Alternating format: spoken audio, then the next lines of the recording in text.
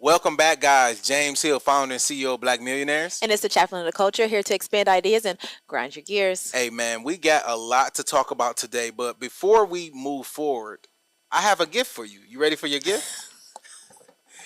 What could it be? Hey, drum roll. What they say? Drum roll. Aww. Uncle Nearest. Listen, we've been talking about the Uncle Nearest. I never had any Uncle Nearest. Have you ever had none? No. You never had none. We've been talking about the Uncle Nearest brand on here, breaking down the lawsuit, the whole back and forth. Fawn Weaver is fighting for her life. Yes. We supporting our sister. So we gotta, I'm like, man, I feel like a hypocrite. I ain't never. Right. So, I was going to get some. I was going to wait for it to go on flash sale, just. You can have, I don't really drink like that. If you want to drink, if you want this, you can have it. But listen, I don't drink like that. So. You're going to have to take a shot with me. I'll take a shot, but I mean, I got to drive right off camera. So, but we just going to leave that right there just to, shout out the brand, Uncle Nearest. Shout out brand. We're talking about the Uncle Nearest bankruptcy. Here we go. So, Uncle Nearest has filed for Chapter 11 bankruptcy to reorganize its debt amid his, $108 million lawsuit brought by the credit union, their biggest creditor. Yeah. The company is in receivership currently, but Fawn Weaver came out and did a video basically saying the receivership is over. They filed for bankruptcy. So let's review the bankruptcy. Let's see exactly what's going on. So Uncle Nearest, as you know, is the fast-growing premium whiskey brand known for honoring the legacy of Nearest Green. So Nearest Green taught Jack Daniels how to distill whiskey. Jack Daniels obviously took that and ran it up, created a multi-billion-dollar business. Fawn Weaver and her husband bought the rights to the name and the story in 2017, I believe, or 2018. They started this premium whiskey business. Now, I've been going bananas. They've been growing. They raised millions of dollars. They got millions of dollars in capital. And they ran into some issues. So they got a $108 million lawsuit. Now, obviously, they're saying that their CFO is the problem in all of this. So what did the CFO do? Like, explain that to the people. So apparently they had the CFO who was able to obtain a loan, but they were saying the CFO was able to obtain a loan on like fraudulent information. Yes. Part of that was that they overstated the barrels. Yes. So in that overstatement of the barrels, that is how they were approved for this $102 million loan. Right. So now they're suing their CFO. Mm-hmm. And they're also going in and saying, hey, we actually do have barrels to substantiate this loan. Yes. Even though they were inflated, we still have enough to pay off the loan. Yes. Is basically what they're trying to say. So we have a showdown between the Farm Credit and Uncle Nearest brand, as well as on like a side venture. They're also going to sue their CFO to get back for what for these legal troubles. So they're basically saying, yes, we have some legal troubles. Yes, we have some cash flow problems, but it's because of the CFO who overstated our barrels. Yes. So they are suing pretty much everybody. They are trying to get their things in order. Now, we pulled up the bankruptcy just so we are not just talking out of the side of our neck. I actually had consulted with one of my friends who's an attorney. She walked me through the whole process of how to get the actual bankruptcy. So, guys, we are literally reading from the actual bankruptcy documents that was filed by Uncle Nearest on March 17th. So, let's go through some of their top creditors. Do you want to start it off or you want me to jump it off? You can start. Okay, let's go to the top creditors. So, we all talked about the $108 million lawsuit. So Farm Credit Mid-America is their largest creditor. So they owe them $108,245,000. That's a lot of money. $828.22. They want the 22 cent too. Like what Jay-Z say, if you owe me $10, you ain't paying me now. So they want all of their money, right? That's crazy. So so we go from 100 million, their next creditor. So right now we're just going to go through the top 20 just because they owe like Like I mean, smaller amounts. yeah, they owe smaller amount. I mean, I seen something on there for $200. I'm like, come on, bro, y'all ain't getting paid. But here's the thing, that's part of the transparency that is involved in the chapter 11. Like, yes, all of the debt that they owe is going to be laid out. yes. So their next largest creditor is a recruiting firm. So this was real interesting when I was talking to my attorney. Genesis Global Recruiting. So they owe them $1.4 million. So she was a little bit confused on, like, how can somebody owe these recruiting firms so much money? Well, when you're looking for talent, God, a lot of times people go out and pay these big recruiting firms. And I've talked to a girl who worked at a recruiting firm, and she was saying, like, they might get like 10% of the salary that you offer to these employees, and if they are good employees, stay on for 6 months, whatever, the recruiting firm is owed a huge commission on that. So if they're going out and recruiting these people, constantly feeding you, and now you owe them a bunch of money, you might look up like, hey, we owe you $1 million, and then $1 million, and then you know how, like, big corporate accounts, right? So corporate accounts, it might be, you owe me $200,000, but you only pay me like on a 90-day, 60-day, 6 months. Got it. Whatever. Like a rotating type. Yes. So they probably paid off a few of them, but then they ran into some legal fees and legal trouble. So they just like, we're not going to pay a bunch of these bills. A lot of their bills look like stuff that you would pay as a business. Yeah. But they just stopped paying. I mean, they owe like Verizon, AT&T. They owed a bunch of people. Imagine they didn't pay them because y'all got us the CFO that got us in trouble. I thought about that. Imagine they was like, no. I thought about that. As I was talking, I'm like, now what if they recruited this motherfucker? And they say, you know what? You're not getting a dime. What if they, now, okay. Petty. Minoto Corporate Events. So they owe them $1.2 million. So that's probably all them events they was having at Martha Venue. Exactly. They probably hired this person to throw these big, huge events, at the Martha's Vineyard. Yes. And all of these events that might be at they got a huge distillery. Huge. So, 1.2 million. So I'm gonna let you continue going on. So, well, they have 800. Well, it was about $800,000 worth of debt to Deluxe. Now, I'm not really sure. I'm not sure what Deluxe is. Deluxe 20. Yeah, I'm not sure. Something called Pollinate Inc. Yeah. Which is about $600,000. Advanced Spirits LLC, which is interesting because for them to be a spirits company, I wonder why they are paying another spirits company, if that's overhead or something. Yeah. But this one is interesting. Oracle America. Now, is that the same Oracle? I don't think that's the same Oracle because when I looked them up, they were based out of Illinois. But that could be a subsidiary.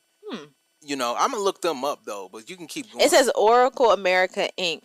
They have about a $400,000 debt with Convescent, a $200,000 debt with Morgan Lewis and Butkus. That sounds like lawyers. Yeah. And they also have Bills Up LLC, $200,000 in debt. Brat Holdings, $200,000 in debt. Clear Channel Outdoor, another $200,000. They're doing these $200,000s kind of like it's $20. Gunderson Detmere, I'm not sure what that is. Yeah. Birkeland Packaging. Guess you need a nice packaging. Yeah. The Brand Guild, Affinity Technology Partners, Deluxe again. iHeartMedia. Yes, that's a good one. $177,000. Here's the thing. I was working with a company and we wanted to advertise with iHeartMedia. Yes. Arm and a leg. Arm and a leg. When I tell you they are going to offer you, a slot on the radio at 11 o'clock at night where nobody's going to listen and it's still going to be $5,000. Yes. Like if you want a premium slot, you need to pay premium money. Yes. And they're not playing. And then they also have Spotify where they can do your ads on Spotify. They can do your ads, but it's a lot of money. So the idea that she is owing them $100, like I have experience with iHeartMedia quotes, and I have experience on behalf of a company having to deny advertising with them because that's how much money it was. Yes. And these, when you work with these big media companies like iHeart, like working with me, right? You might be able to do a one-off this, one-off, whatever, right? Because I'm a smaller media brand, right? So I'll be able to have some flexibility. In independent media companies, they have flexibility. When you're working with these big conglomerates, you sign contracts. Trying to tell you, They don't just want to sell you no one-off 11 o'clock slot, like you said. They want to sell you that slot for a year. You know what I mean? Because that's the only way that they can actually justify the price that they're charging you, is selling you this slot for 6 months, over an extended amount of time. Exactly. And but that's a lot when you of start it to see. A lot of it comes with is like packages. Yes. A lot of it comes with the Spotify ads. Sometimes, depending on where you are regionally, we were in Atlanta, and they were like, we can also throw you an event at Mercedes-Benz. Like, that's what I'm saying. There's levels to this. Yeah. So I can definitely believe, you own iHeart a little bit of money. Yeah. Let's look up that Oracle thing, because that Oracle America Inc. Yeah, let's look. I'm about to look them up. That's not a subsidiary. Yeah. Is it? Hold on. Oracle America Inc. When I looked that up, I don't know, because it's saying suggest. Let me see. It's interesting too. Yes, it's a major subsidiary providing cloud applications, so they owe Oracle. You say, look, you don't care if they get their money back. Because they got the. Here's the thing, though. It had to be the same Oracle because the trademark. Yeah, I mean, but my thing is, if they were providing some type of, like if they was providing gardening or something like that, to where it's not in the same area, they can use the name Oracle. But Oracle is so synonymous with software and stuff like that. You might not be able to get away with it. I was gonna and say, they'll sue you even if you can use it, like even if you're in the right. I was gonna say, But yeah, the idea that they're using their, what you said, the cloud. Yeah. So Oracle Cloud Software. I mean, it's a bunch of people in here. What is this? $500,000. Morgan and Lewis LLP. $500,000. Is that a law firm? It's gotta be. Let's look that up. What else would that be? Morgan, Lewis, and Buckus. Yeah, I think that's a law firm. Those are usually law firms. I mean, it could be an accounting firm as well. That's true. Morgan Lewis. Annual report. Yeah, see? Governance policy. It don't say exactly what they do, but I think it's an accounting firm. Okay, so our firm. They need to. I can see why you stopped hiring them too, because their paperwork was all messed up. No, that's a lead. This is a law firm. It's a law firm. Okay, I was about to say. They focus in financial services. Okay, a law firm that focuses on. But it's a lot of attorneys that, like, you might be a tax attorney. Or you an accountant and an attorney because you specialize in audits. Yes. You know what I mean? So it's like it's different specialized firms. So that's why I was kind of like, they could be an accounting firm because they probably provide accounting services for a lot of big companies. So yeah, man. I mean, why wouldn't they have told her to do her taxes? Yeah, I mean. They probably did, and they probably didn't get a response, and that's probably why they ain't getting paid. Probably. The last two companies are Blue Label Packaging Co. and Corey Hargreaves Procopio. Not sure what Procopio is. Corey Hargreaves? Yeah, I don't know. We can look that one up. But both of those are about a little over $100,000. So those are on the lower ends. Lower end for who? They said they want their money. That's another law firm. Golly, they hiring everybody and just not paying them. Because the thing about law firms is you can hire them, you pay them their retainer, and they bill. They can be working. I was gonna say. And then, like, you always owe the law firm. I was gonna say that. See what I'm saying? So you might owe them. Like, I just paid one of my law firms for some stuff that I was working on. I just paid $400 for something they had to file. It wasn't really a lot of work, but I had to pay it. Yeah. Like, so they just sent me the bill, and then I just paid $650 for something. So, like, the law firm to send you bills, you always owe a law firm. That's the thing about lawyers. Like, you always owe them because you pay them the retainer, and then they bill the retainer, and then once they can't bill the retainer anymore, they bill you.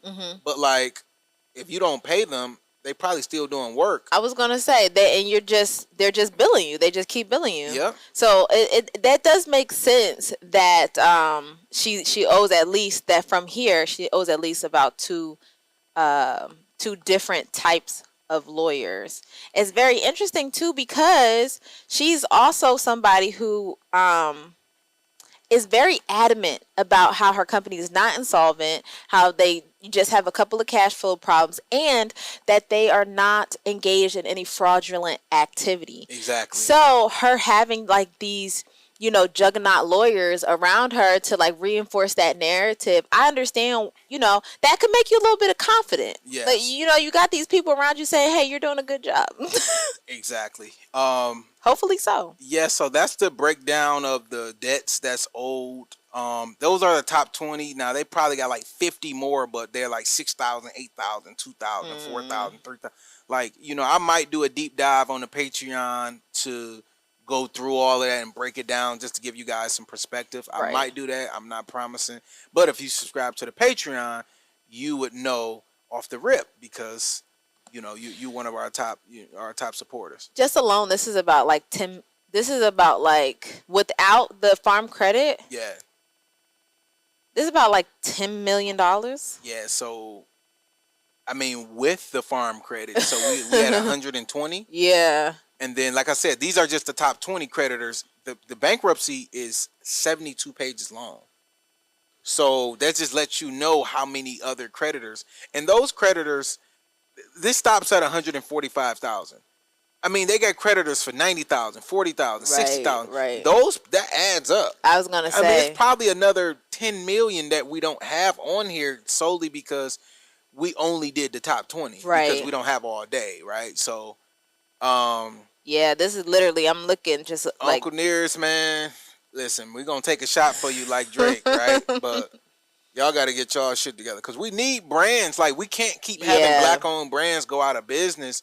But, like, we also need businesses. Like, we need people to do real business. Like, we can't be having all of this nonsense. And we need y'all to succeed. Like, the spirits industry is up and down anyway. So I'm giving her the grace from that. Mm-hmm. But also the idea that, like, her paperwork is not in order. It does not instill confidence in someone who is constantly rooting for black brands to win. Yes. So, we just hoping that you get your stuff together. Either way, we're gonna support. If this goes on flash sale, we might have a company party.